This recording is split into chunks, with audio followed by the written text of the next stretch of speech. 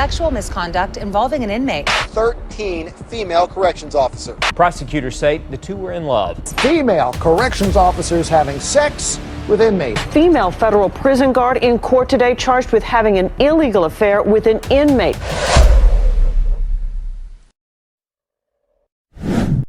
Love can be found in the most unexpected places, even behind the walls of a prison. From forbidden romances to secret affairs, these stories are about crossing lines, breaking rules, and facing the consequences.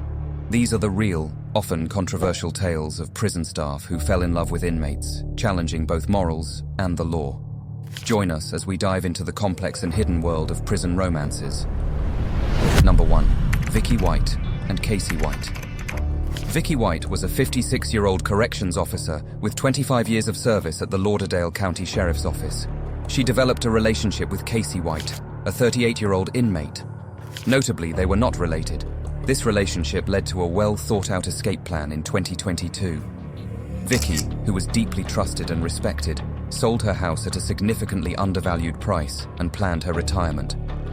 On April 29, 2022, her last day, she used the excuse of taking Casey to a mental health appointment for their escape.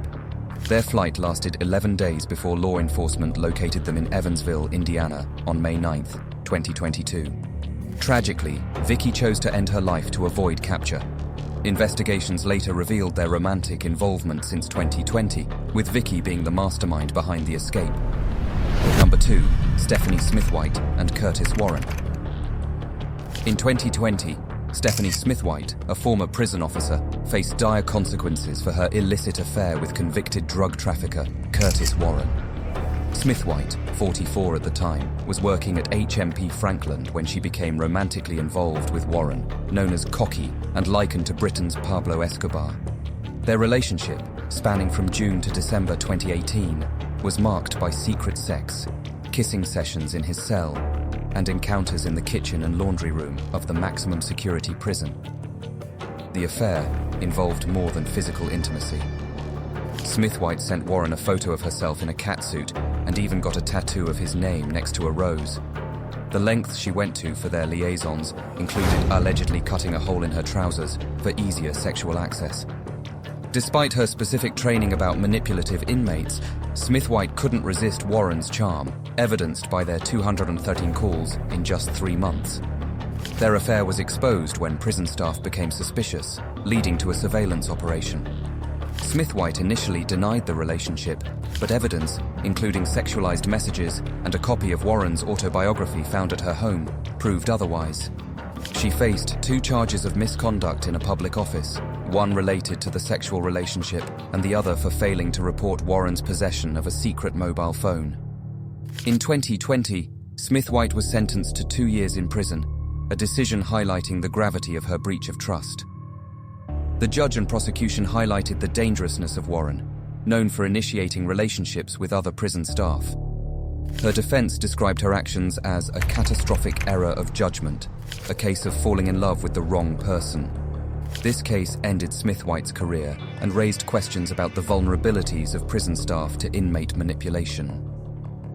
Number 3. Kelly Jacobs and James Wyatt Dental. Kelly Jacobs, a 28-year-old social work graduate from Heerlen, Netherlands, embarked on an unconventional romance with James Wyatt Dental, a 32-year-old prisoner in Oregon, USA. Their relationship, which began in 2019 through a pen pal website, progressed from curiosity-driven correspondence to a deep emotional connection, leading to their engagement. Jacobs initially chose to write to Dental, attracted by his friendly appearance in a profile photo. Over time, through a series of letters, emails, and instant messages, their interaction blossomed into love. Despite the challenges of engaging in a relationship with a prisoner, they found common ground in their love for Italian and Mexican food, music, and shared interests like Game of Thrones. Dental, serving a 20-year sentence at Snake River Correctional Institution for assault and unlawful use of a firearm during a bar brawl in 2012, proposed to Jacobs via video call. He crafted a prison-made ring for the proposal, later arranging for a proper ring to be ordered from a jeweler. The couple planned a simple wedding in the prison in October, adhering to the norm of non-traditional attire for prison weddings. Kelly shared that Dentel was defending himself and his girlfriend during a bar fight when he shot 4 men, none of whom died. This incident led to his lengthy prison sentence. They have never met in person, and due to Oregon's regulations, will not have conjugal visits even after marriage. Jacobs acknowledged the difficulties of their situation, including the physical absence and the long wait until Dentel's release, projected to be in 2032. Their relationship has received mixed reactions online, with Jacobs facing questions about the feasibility and morality of her decision. She maintains that she does not condone Dentel's past actions, but refuses to judge him solely based on them. Once released, the couple plans to start a family, with Jacobs approaching 40 and Dentel around 44 years old. Number 4. Nancy Gonzalez and Ronald Wilson. Nancy Gonzalez, a prison guard at the Metropolitan Detention Center, was arrested in February 2013 for engaging in an illegal sexual relationship with inmate Ronald Wilson. This affair led to Gonzalez's pregnancy. Wilson, a gang member, was imprisoned for the fatal shooting of 2 undercover officers during a failed gun sting operation in 2003. Detective Mary Ann Andrews was too overcome by emotion to speak about today's decision to overturn Ronell Wilson's death sentence. 3 years ago, Wilson was convicted of murdering Andrews' husband and another undercover cop back in 2003. Detectives Rodney Andrews and James Namorin were involved in a sting operation on Staten Island when Wilson took them by surprise and shot them, execution style, in the back of the head. He was initially sentenced to death, but this was later overturned due to his mental disability. The relationship between Gonzalez and Wilson was revealed through a surveillance video and eyewitness accounts. The incident sparked significant controversy, particularly because Wilson was using the pregnancy in an attempt to avoid the death penalty. Gonzalez admitted to the relationship and expressed vulnerability as the reason behind her actions. She faced legal charges and public scrutiny for breaching the trust inherent in her role. Number 5. Lucy Thornton and Aaron Whitaker. Lucy Thornton, a 28-year-old prison officer at HMP Alt Course in Merseyside, was sentenced to 10 months in prison for engaging in illicit relationships with inmates Aaron and Hayden Whitaker. The affair with Aaron, who was serving time for wounding, began in February 2019 and continued until he was transferred to HMP Oakwood. During this period, Thornton was also involved with his brother, Hayden, incarcerated for wounding and burglary. Simon Duncan, prosecuting, presented evidence of hundreds of calls and texts between Thornton and the Whitaker brothers. Despite initially denying the allegations, Thornton admitted to 2 counts of misconduct in a public office. Searches in the prison revealed mini mobile phones in the cells of both brothers and a piece of paper in Aaron's cell with Thornton's name and contact number. The court heard that Thornton had developed mutual feelings for Aaron and contacted Hayden as a friend, staying in touch with their mother. After Aaron's release in November 2019, Thornton gave birth to their son, although she stated they are no longer in a relationship. Defense lawyer Anthony O'Donohoe argued that Thornton fell in love with the wrong person. He highlighted her previously good character and the detrimental impact the case had on her future prospects. However, Judge Neil Fluitt QC emphasized the need for a custodial sentence to discourage others from similar misconduct and punish Thornton's betrayal of trust. He acknowledged the sentence's impact on Thornton's young son, but deemed it necessary for the gravity of her actions. Number 6. Lynette Barnett and Terry Banks. In a dramatic turn of events in 1999, Lynette Barnett, an officer at Crossroads Correctional Center in Missouri, became romantically involved with Terry Banks, an inmate serving a life sentence for first-degree murder since 1995. Their illicit relationship led to a meticulously planned and executed prison escape that grabbed national headlines. Barnett, who had joined the staff at Crossroads when it opened in 1997, found an unlikely connection with Banks. Despite his conviction for the fatal shooting of Tim Eastburn in Greene County, Barnett and Banks developed a bond over shared experiences like family troubles and dropping out of high school. They even shared physical traits. Banks had a tattoo of a Tasmanian devil on his arm, while Barnett owned Rottweilers, one named Taz, and had similar red hair, though hers was bleached blonde.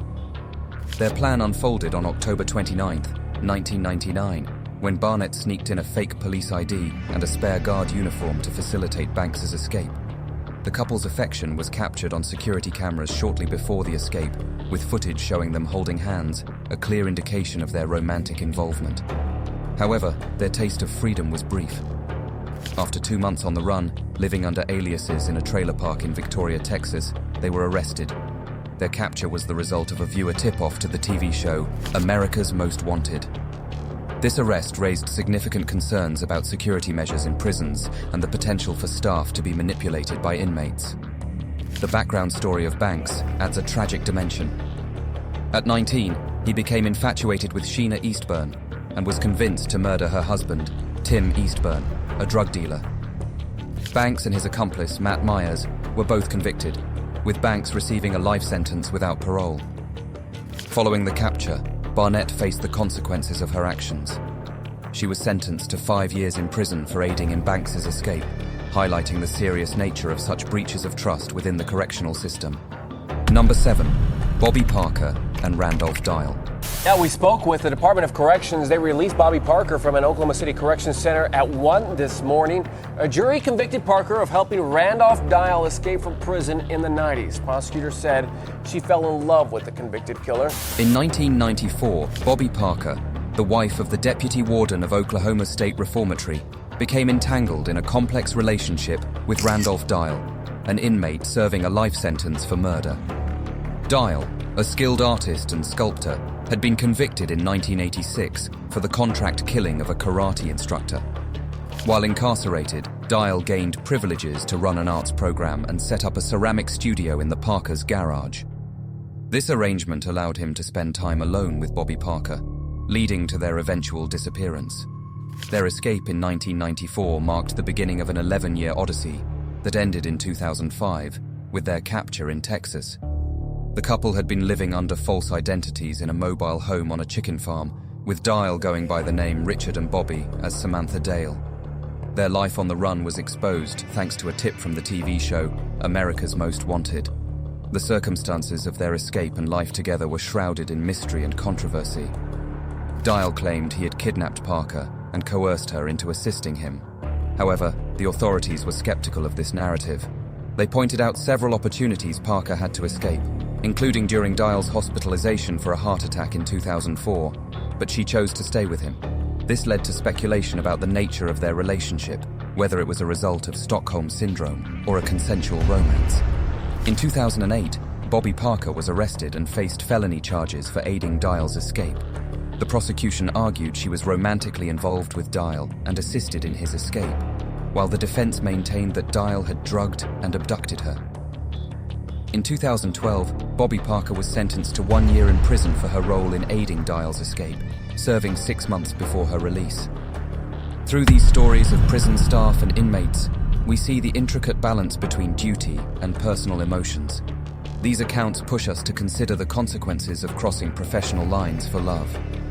It's a thought-provoking question. Where should one draw the line? Thanks for watching. Please comment, like and subscribe so you don't miss any more videos like the one up on the screen now. See you on the next one.